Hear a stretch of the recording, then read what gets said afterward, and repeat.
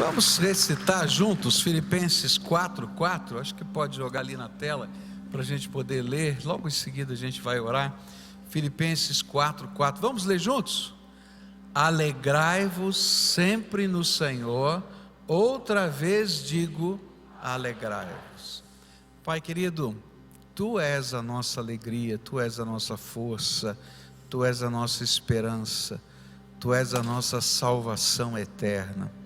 E nesta hora, quando vamos meditar na Tua palavra, que a Tua palavra fale ao nosso coração, que a Tua palavra toque a nossa alma, que os nossos olhos sejam abertos, que a nossa visão seja enlarguecida, e que a presença do Senhor, seja perceptível para nós. É aquilo que oramos no nome de Jesus. Amém e amém. Você pode sentar-se. Nós começamos a estudar um pouquinho sobre esse texto, olhando na perspectiva do Novo Testamento, que significa alegrar-se sempre no Senhor. E a semana passada a gente aprendeu que a gente pode se alegrar sempre no Senhor com a alegria da nossa salvação, que essa é uma coisa que é um dom precioso de Deus, a vida eterna em Cristo, e essa alegria da salvação nos dá esperança, nos ensina a ser pacientes na tribulação e nos ensina a perseverar na oração. E no domingo à noite passado, nós vimos dois outros tópicos. O primeiro deles é que existe alegria em a gente poder ter a palavra de Deus, poder ler a palavra de Deus, ouvir a voz de Deus na nossa alma. E também vimos que existe uma grande alegria que permanece em nós quando nós somos cheios do Espírito Santo. Nessa manhã, eu queria continuar e lendo com vocês João 16, verso 24, onde a palavra do Senhor vai dizer assim: até agora, vocês não pediram nada em meu nome. Peça e receberão, para que a alegria de vocês seja completa. Há uma alegria que é difícil de explicar, é difícil da gente entender como ela funciona, mas é a alegria da oração. Orar na presença de Deus é viver a alegria de Deus em nós. E há algumas razões pelas quais orar traz alegria para nós. A primeira razão que eu encontro nas Escrituras Sagradas é que quando oramos, nós abrimos a nossa alma na presença de Deus. Há um estudo que eu fiz há muito tempo atrás que falava sobre comunicação na família. E eu aprendi que existem vários níveis de comunicação na família. Que eu posso parecer que estou conversando, mas nem sempre estou conversando. Porque se o meu nível de comunicação for apenas falar o que aconteceu no jornal de hoje, se o tempo está bom, se o tempo está ruim, não é, se o trânsito está bom ou se não está bom, eu não falei nada. Eu simplesmente estou comentando o que todo mundo está vendo. Mas tem outros níveis de comunicação que vão se aprofundando na medida em que a gente vai tendo mais intimidade. E um dos níveis mais profundos de comunicação na família é quando a gente pode orar coisas da alma juntos. E é por isso que tem muito marido e mulher, muito pai e filho que não conseguem orar uns com os outros. Tem gente, por exemplo, que não consegue orar em público. Não é verdade o que eu estou falando? Por quê?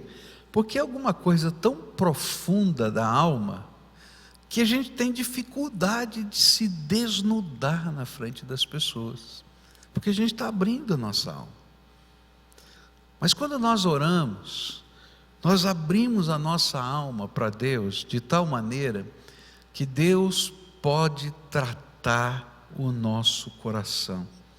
E quando a gente está fazendo isso, o Espírito de Deus está trabalhando dentro de nós, tratando tratando as coisas profundas da nossa alma. Mas não existem apenas, não existe apenas uma comunicação em níveis diferentes dentro da família, mas isso ilustra para a gente que existem tipos diferentes de oração. Tem gente que vai orar e vai se comunicar com Deus, como a gente diz que não é comunicação, como eu expliquei na família, falar do tempo, fala do que está no noticiário, ou seja, não abre nada da sua alma. Mas na medida em que a gente vai se aprofundando na comunhão com Deus, a nossa alma se revela para Deus, o nosso coração se abre para Deus. E uma das coisas tremendas que vai acontecendo é que Deus vai tratando a nossa alma. Há muita coisa dentro da gente que a gente esconde da gente mesmo, que fica debaixo do tapete da vida, e que essas coisas todas que estão debaixo do tapete da vida, à medida que vai passando o tempo, elas não somem, ao contrário, elas apodrecem a gente por dentro e cheira mal. Você já tentou esconder um pedaço de carne que caiu do almoço debaixo do tapete? E fica lá escondido um mês. O que você acha que vai acontecer? Além do cheiro, vai aparecer uns bichinhos que eu tenho um nojo que eu vou nem sei, deixa para lá. Faz mal, aquele negócio me dá mal, é ruim. Gente, é assim a nossa alma. Por isso a oração, ela é instrumento de alegria, porque Deus vai lá e trata a nossa alma. Uma das razões porque o livro de Salmos é um dos livros mais lidos, as pessoas gostam de ler o livro de Salmos, é porque nos Salmos a gente vai encontrar vários tipos diferentes de salmos, mas 1/3 dos salmos, cerca de 50 salmos, são chamados salmos de lamento. Quando o homem, quando a mulher, quando a pessoa que está adorando a Deus, abre o seu coração. E é muito interessante a gente perceber o livro de Salmos. O livro de Salmos, ele começa com uma expressão de fé. Cada salmo, ele começa com uma expressão de fé e termina com uma expressão de fé. Cada um desses lamentos, uma expressão de fé, e termina com uma expressão de fé, e no meio ele desnuda a sua alma. Ele diz assim: eu ainda te louvarei. Aí ele vai dizendo que está doendo no coração, e ele termina: eu ainda te louvarei. Você está entendendo? Ele diz assim: a minha mente está dizendo isso, mas a minha alma está dizendo aquilo, mas eu volto a dizer, eu creio que isso vai acontecer na alma e no espírito e na mente. Queridos, a oração é instrumento de alegria quando a gente aprende a desnudar a alma na presença do Senhor. Quando a gente deixa de fazer a oração, que eu chamo de cumprir tabela, né? É aquela oração que eu tenho como um ritual religioso e começo a conversar com Deus. É por isso que Jesus criticou as orações que eram meras repetições, como acontece hoje até no cristianismo, nas rezas. O que são as rezas? Qual é a diferença entre reza e oração? A reza é uma oração decorada que eu vou repeti-la, tá? E até como expressão da minha fé, eu repito 100 vezes, 1000 vezes, 10.000 vezes, conforme o voto feito no seu coração. Agora, o que a gente sente quando a gente repete? Querido, a gente não sente, porque a gente nem lembra, nem sabe o que está falando mais. Por isso Jesus ele condenou, ele disse que não era isso a oração. Jesus condenou a oração que era feita como maneira de se expor publicamente, de parecer espiritual. Ele criticou a oração dos fariseus, que tinham todo um ritual, todo mundo olhava e dizia: esse aqui é um homem de oração. E Jesus vai dizer: ó, a oração que Deus quer ouvir é aquela que você tranca a porta do seu quarto e fala dos teus segredos para Deus. Por quê? Porque quando a gente está lá na presença de Deus, e a gente abre a nossa alma, o Espírito de Deus vem e trabalha dentro do nosso coração. E o que a Bíblia diz é que quando a gente não aprende a falar com Deus assim, a pedir a Deus assim, a nossa alegria não é completa. Quantas vezes você e eu já entramos para orar abatidos, entristecidos, desanimados, cansados?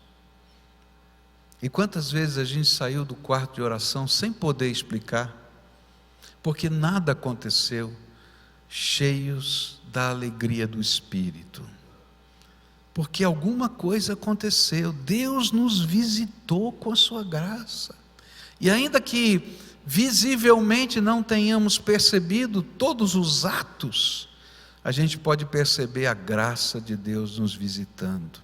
Então a primeira coisa, porque a oração é uma alegria, porque Deus pode tratar a alma do seu filho. Eu costumo comparar isso com uma relação entre pai e filho. Às vezes numa relação muito íntima de pai e filho, a gente pode perceber que alguma coisa não vai bem. Até como pai ou mãe, a gente pode até ter quase 99% de certeza do porquê que não está bem.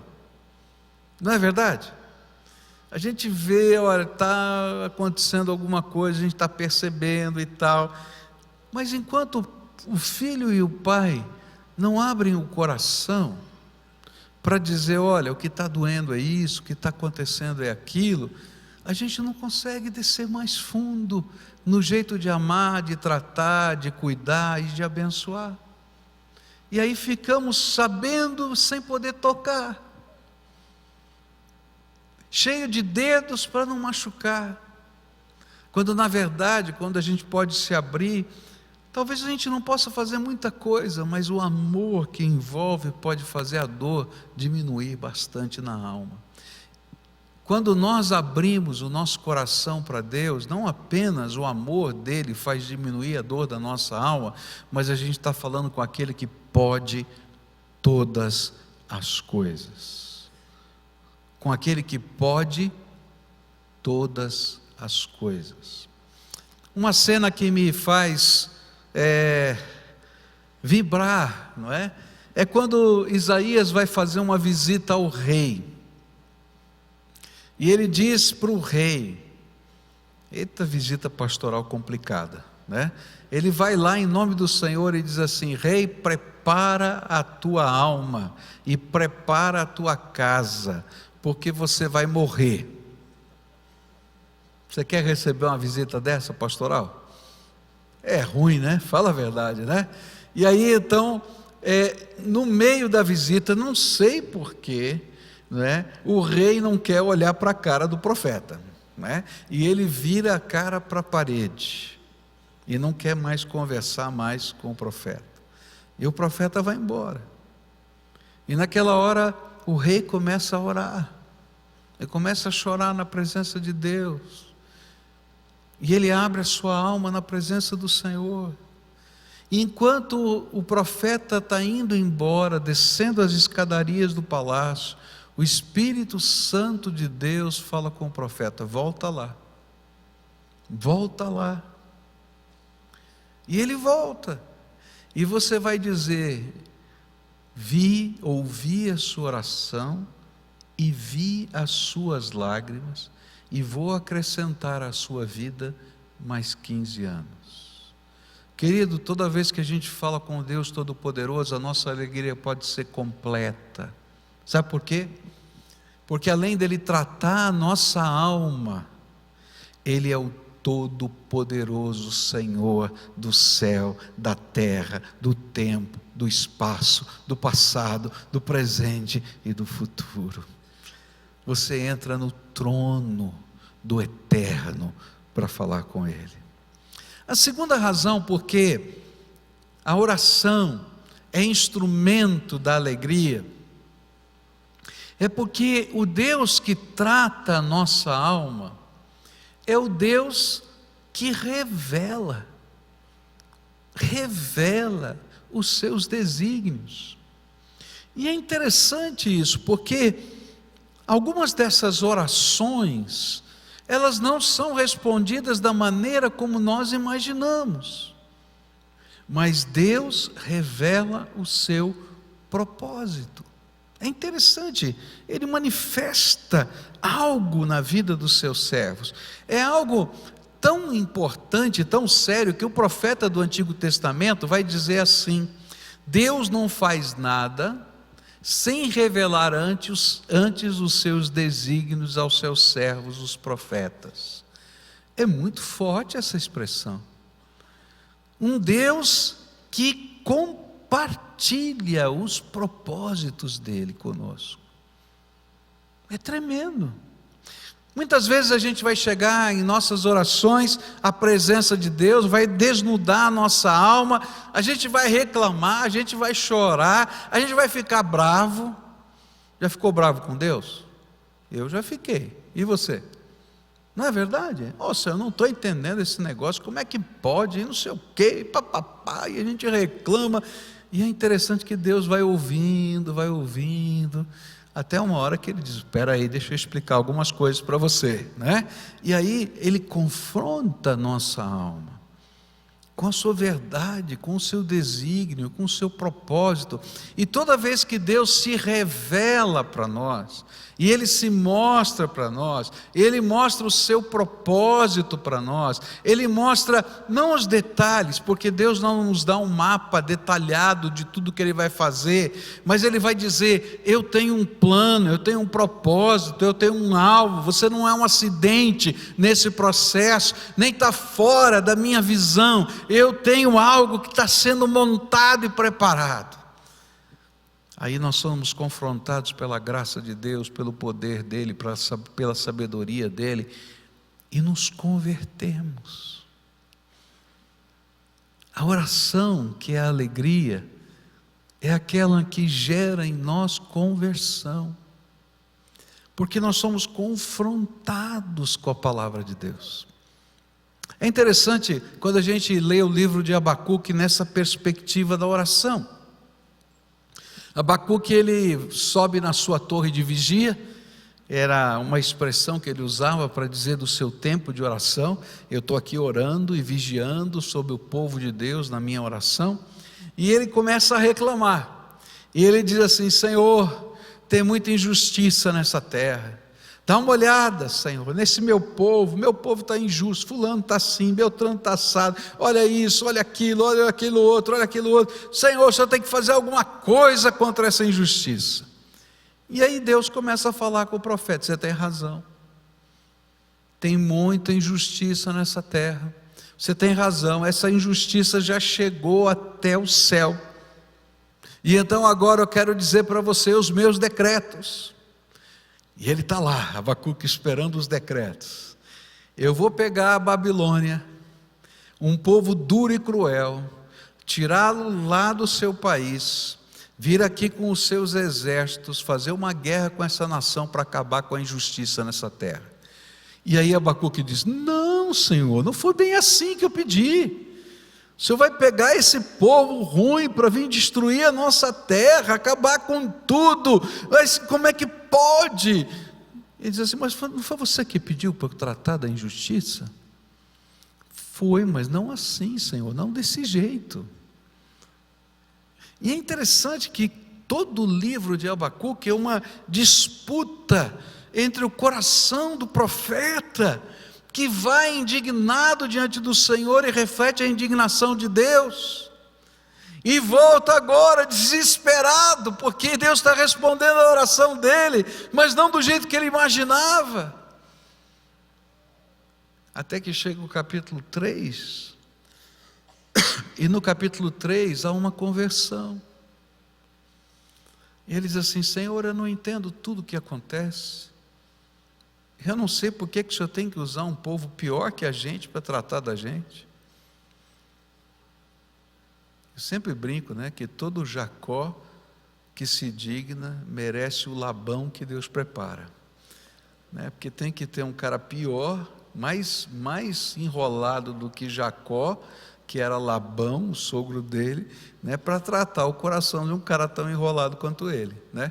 E aí então fica lá a história para você ler lá no livro de Gênesis, né? E é isso que Deus estava fazendo. Quando chega o capítulo 3, há uma conversão. Aí você diz: Senhor, eu não entendo o teu propósito, eu não entendo os teus desígnios, eu não entendo por que o Senhor tem que usar esse povo, o Senhor não pode fazer uma coisa diferente, eu não entendo. E quantas vezes você e eu vamos orar assim: eu não entendo. Mas Ele vai dizer assim: mas ainda que a oliveira minta, ou seja, que pareça que vai dar fruto e não vai dar, ainda que não tenham mais animais nos currais, ainda que não tenha comida, ainda que, e Ele vai dizer: eu vou te louvar. Por quê?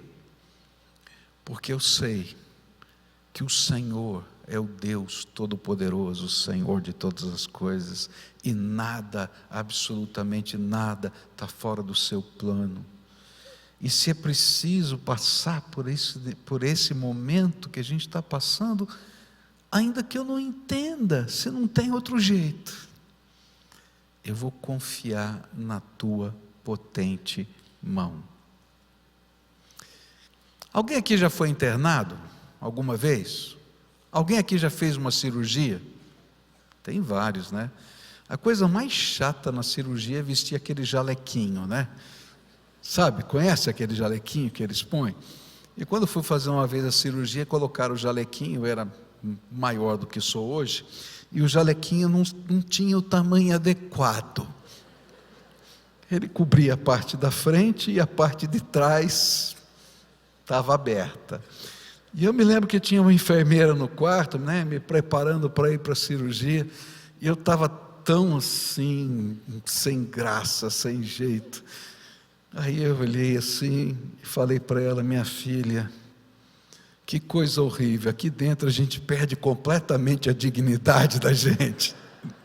Acho que a mulher ficou tão angustiada comigo que ela trouxe o segundo jaleco para cobrir minhas costas, né? Gente, que coisa estranha, né? Quem quer tomar anestesia? Quem quer ir para uma sala cirúrgica? Quem quer fazer o pré-operatório? Quem? Mas às vezes a gente tem que fazer isso para submeter à sabedoria de alguém que vai nos tratar. E quando a gente ora, na verdade, e Deus revela a sua vontade para nós, e Deus revela o seu propósito para nós, a gente reconhece a sabedoria, e a conversão é essa santa submissão à potente mão de Deus. E é por isso que a Bíblia vai dizer assim: humilhai-vos, pois, debaixo da potente mão de Deus, e o quê? E Ele, a seu tempo, vos exaltará. Oração é esse momento de diálogo com Deus, onde Deus fala conosco, onde Deus abre as janelas dos céus e às vezes faz coisas extraordinárias, mas outras vezes Ele diz: tenho que tratar.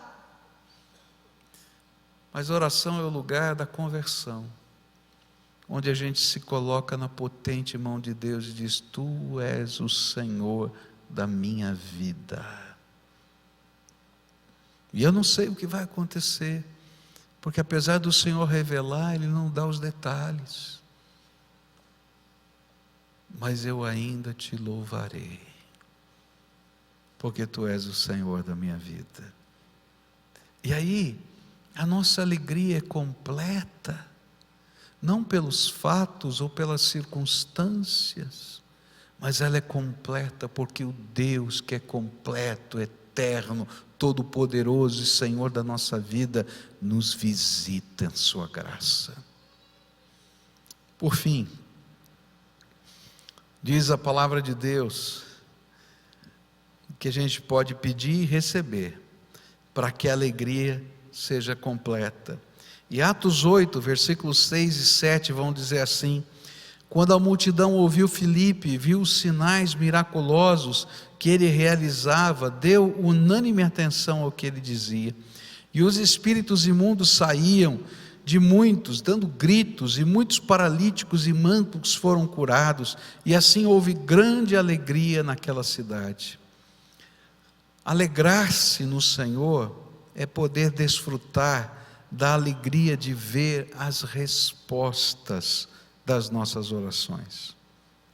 Quando oramos, não estamos apenas apaziguando a nossa alma, mas nós estamos entrando no trono da graça de Deus, e estamos falando com o Todo-Poderoso, e de alguma maneira, com os nossos olhos espirituais, nós estamos vendo o céu se mover. Algo está acontecendo por causa das suas orações no céu. Isso é alguma coisa tremenda.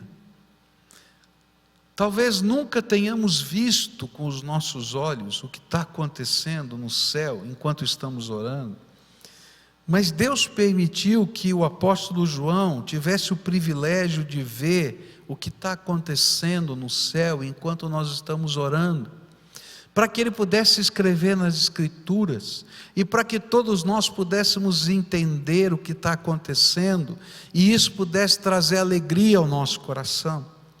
Olha só o que está acontecendo toda vez que você ora. Capítulo 8 do livro do Apocalipse, visão que João teve. Olha só, Deus queria mostrar para João o que estava acontecendo no céu, e não adiantava falar. E sabe o que ele fez? Ele abriu uma janela no céu, para que João pudesse olhar o que estava acontecendo com as orações do povo de Deus, e pudesse escrever na Escritura, para que você pudesse saber, e eu também. Olha só o que está acontecendo no céu, quando você está orando. Versículo 3 diz assim: outro anjo que trazia um incensário de ouro, aproximou-se e se colocou em pé junto ao altar, e a ele foi dado muito incenso para oferecer com as orações de todos os santos sobre o altar de ouro diante do trono. E da mão do anjo subiu diante de Deus a fumaça do incenso com as orações dos santos. E então o anjo pegou o incensário, encheu-o com fogo do altar e lançou-o sobre a terra, e houve trovões, vozes, relâmpagos e um terremoto. Que coisa tremenda. Primeira coisa que a gente tem que entender: a expressão santos que está aqui, ela vai ser usada em todo o Apocalipse e todo o Novo Testamento, fala não apenas de pessoas especiais que morreram, não é disso que ele está falando. Santos no contexto do Novo Testamento, do livro do Apocalipse em especial, é o povo de Deus, o povo que foi separado para viver na presença de Deus.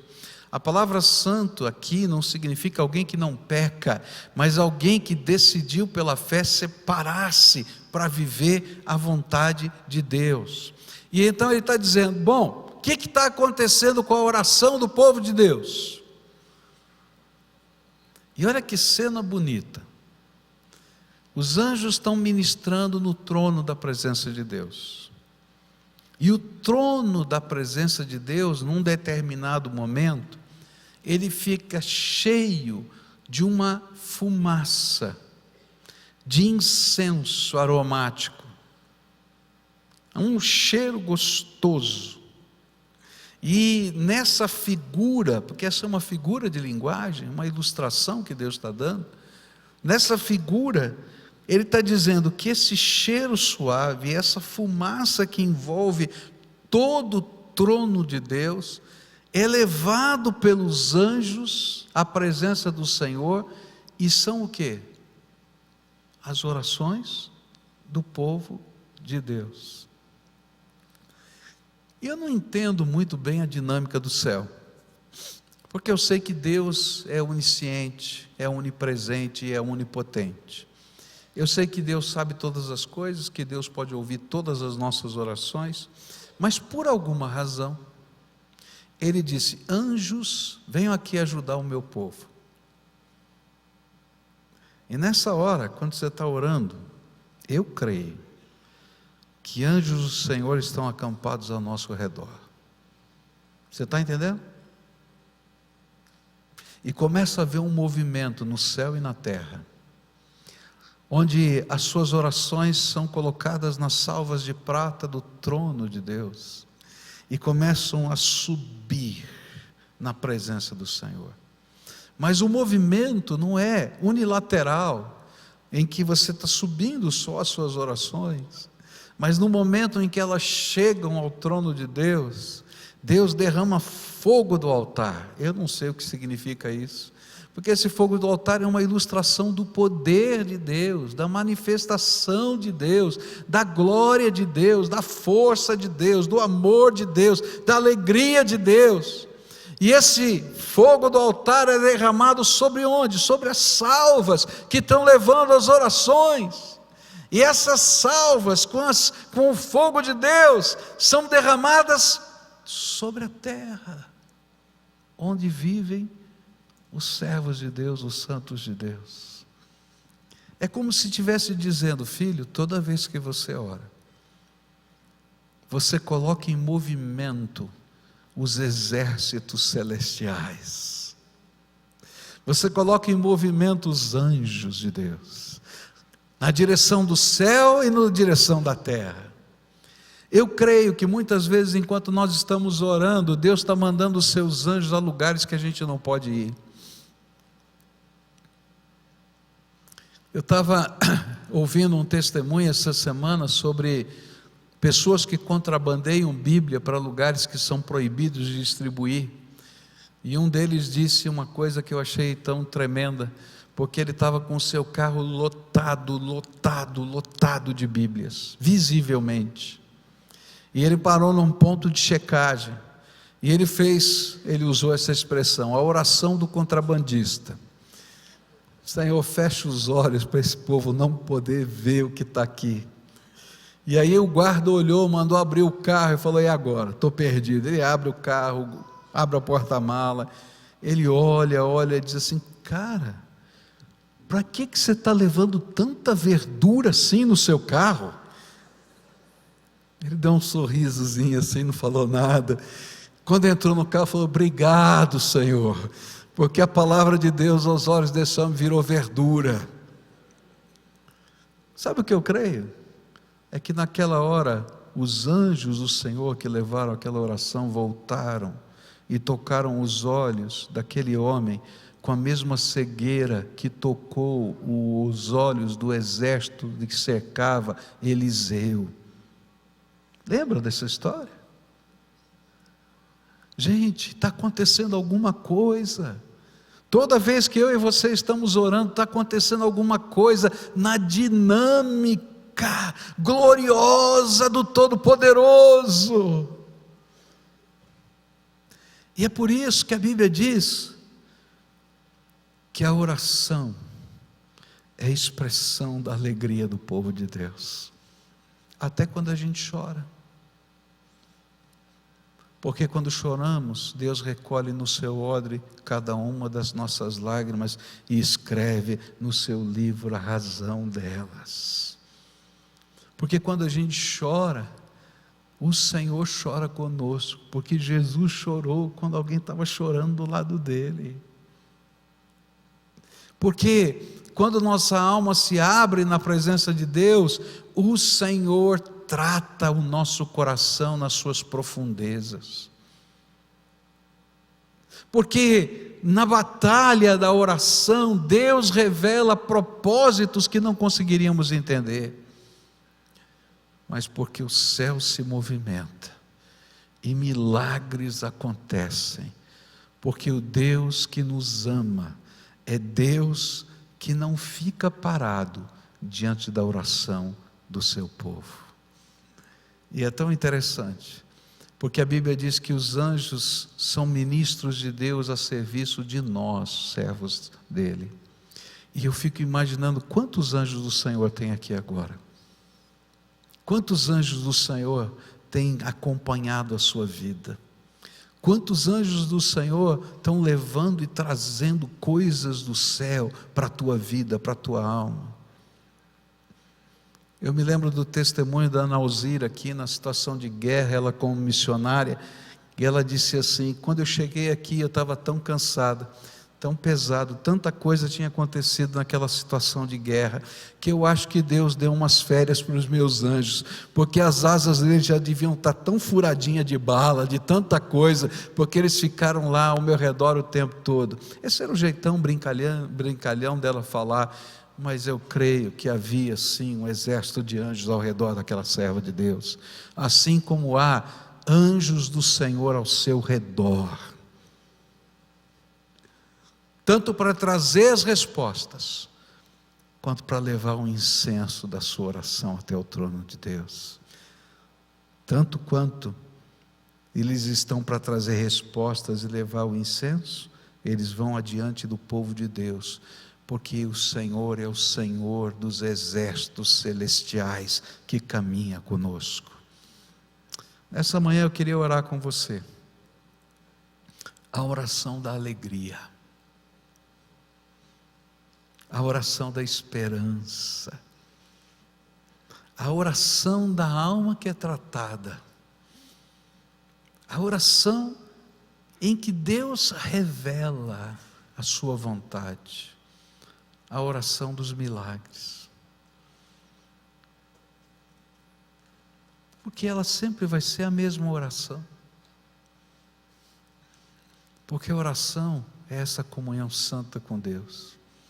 Ora, Ele trata a nossa alma, ora, Ele revela a sua vontade, ora, Ele faz milagres, mas é o mesmo Deus que está ouvindo essa oração. Fica de pé junto conosco agora, e vamos orar.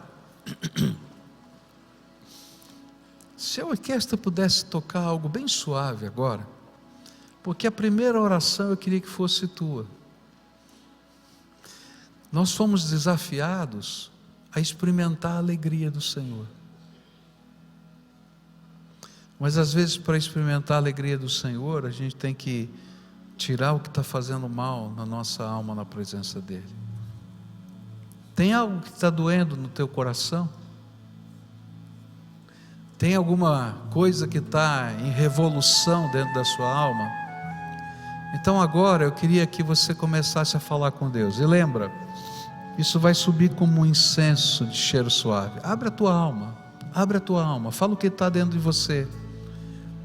Se tiver vontade de chorar, chora. Se tiver vontade de rir, ria.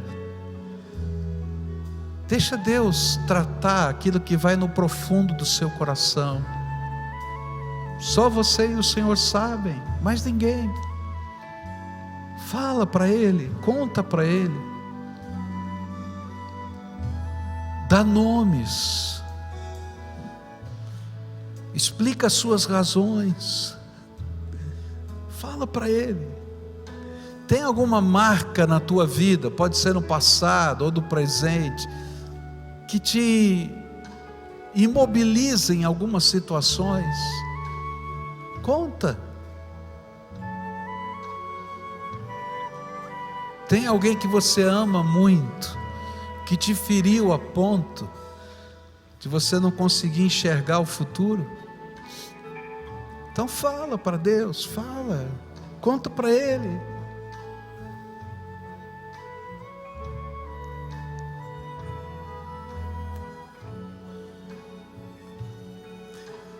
Se tem alguma coisa boa, tremenda que Deus já fez em você, traz à tua memória agora, porque o mesmo Deus que fez essas coisas boas e tremendas é aquele que vai responder a sua oração agora. E agora juntos a gente vai clamar ao Senhor. E lembra, agora tem milhões de anjos aqui, simplesmente porque você é filho amado dEle, e o Pai mandou os anjos dEle acamparem-se ao seu redor. Senhor Jesus, nós estamos aqui como teu povo, povo de carne e osso, Lembra-te, Senhor, que somos só pó, mais nada. Se esse pó pode falar e andar, é porque do Senhor saiu o sopro da vida, e é o sopro da vida do Senhor que está em nós. E agora aqui está o teu povo, porque a tua palavra diz que orando, a nossa alegria seria completa. Então eu quero te pedir, Senhor, começa a derramar a alegria completa sobre o teu povo. Alegria, Senhor, da tua visitação agora pelo teu Espírito Santo. Alegria, Senhor, do poder da graça nos envolver. Alegria, Senhor, da cura da alma que está doente. Tem gente aqui, Senhor, que está doente da alma, e eu quero te pedir, Senhor, cura agora em nome de Jesus. Que haja restauração nesse coração. Ó Pai, eu quero te pedir também que o Senhor é aquele que cura a alma, mas que cura o nosso corpo também. Que nessa hora, Senhor, derrama-te, Senhor, sobre o teu povo. Derrama-te, Senhor, sobre o teu povo, e que toda enfermidade seja sarada em nome de Jesus. E que isso seja sinal do Senhor, assim como aconteceu, Senhor, com o teu servo lá em Atos 8. E isso, Senhor, gerou grande alegria. Que assim aconteça nesse lugar. Ó Pai, eu quero te pedir também que nessa hora os anjos do Senhor vão adiante, Senhor, dos teus filhos. Há questões, Senhor, que vão além do nosso físico e da nossa alma. São circunstâncias, são lutas, são problemas, são dificuldades, são desemprego, é falta de dinheiro, Senhor, é crise, Senhor, que envolve a mente, a alma e a vida. Coloca os teus anjos lá, Senhor. E se for preciso dar ordem, Senhor, aos pássaros, como o Senhor deu para alimentar Elias. Que, Senhor, se for preciso, que a farinha não acabe na botija, nem o óleo cesse de jorrar, porque o Senhor é Deus Todo-Poderoso. Se for preciso, Senhor, faz cair dos céus o teu maná, como o Senhor já fez, e brotar água da rocha, como o Senhor já fez. Se for preciso, manda as cordonizes, Senhor, na hora certa, no lugar certo, para que haja abundância na vida dos teus filhos. Eu não sei, Pai, só Tu és Deus, só Tu és Deus, só Tu és Deus. Então visita o teu povo, revela-te, e que as pessoas aqui possam dizer: hoje o Senhor me visitou, fui tocado pelo Espírito, e a alegria do Senhor está na minha alma. Tu és a nossa alegria, Tu és a nossa alegria, Tu és a nossa alegria, Senhor. É aquilo que oramos em nome de Jesus. Amém e amém. Dá a mão para quem está perto de você e termina esse culto adorando o Senhor. Lembra do Salmo? Dizia assim: Senhor, eu ainda te louvarei. Vem toda aquela história, e ele termina: Senhor, eu ainda te louvarei. E nós vamos dizer diferente: Senhor, eu te louvei, e agora eu te louvo, e te louvarei para sempre, porque Tu és o Senhor e Deus da minha vida. Adoremos ao Senhor.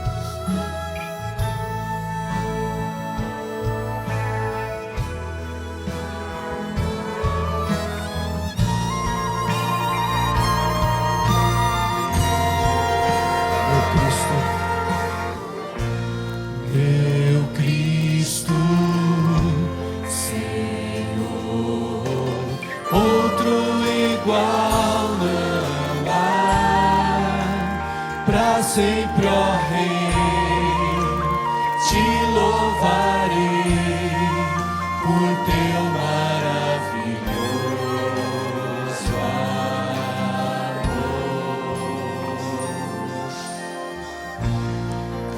Consolo, abrigo, força e refúgio é o Senhor, com o meu ser. Tudo que sou, sempre te adorarei.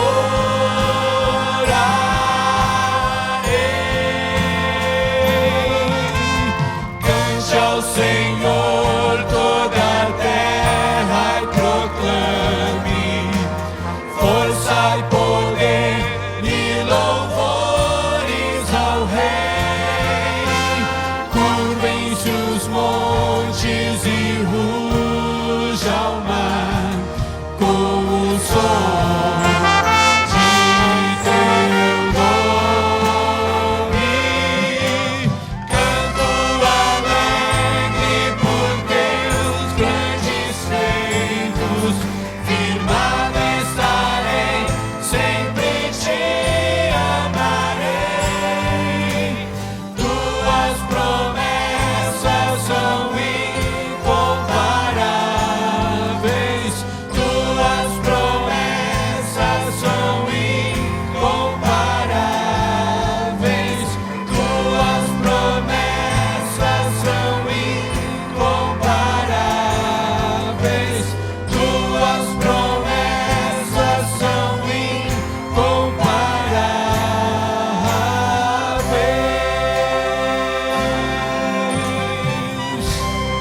Amém. Amém. As promessas do Senhor são incomparáveis. Amém. Vamos orar juntos, querido Pai, querido, muito obrigado.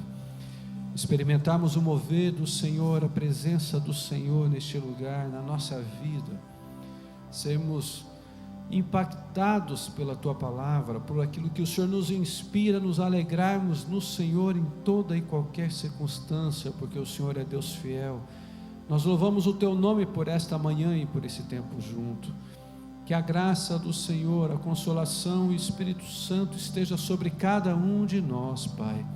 Que a Tua boa mão esteja nos conduzindo em paz, aonde quer que cada um aqui vá, mas que o Senhor esteja junto conosco, nos animando, nos renovando cada dia, crendo que o Senhor é a nossa alegria e que podemos louvar ao Senhor em todo o tempo. Assim oramos, Pai, em nome de Jesus. Amém, Senhor. Amém, amém.